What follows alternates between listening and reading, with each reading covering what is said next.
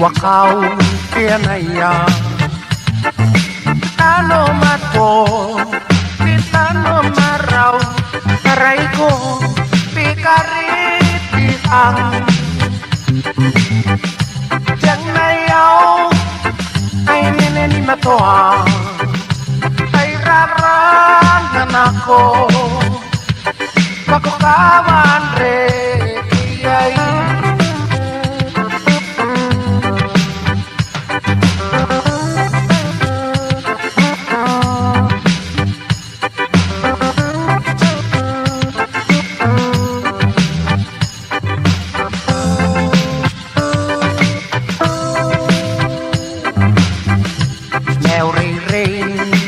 kayay kariripan ay yangay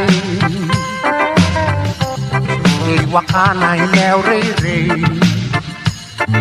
kitano mato kitano maraw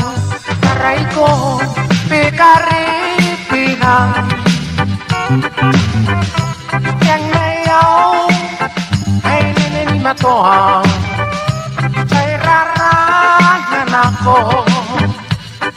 ako kawan iyay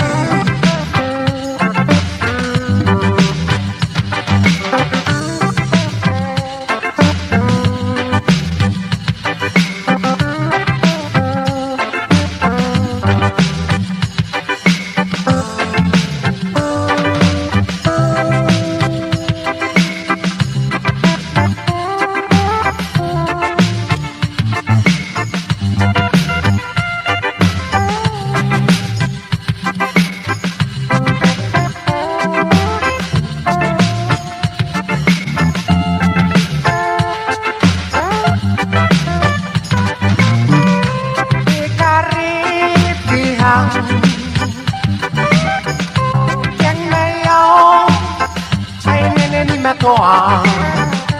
ay rarangan ako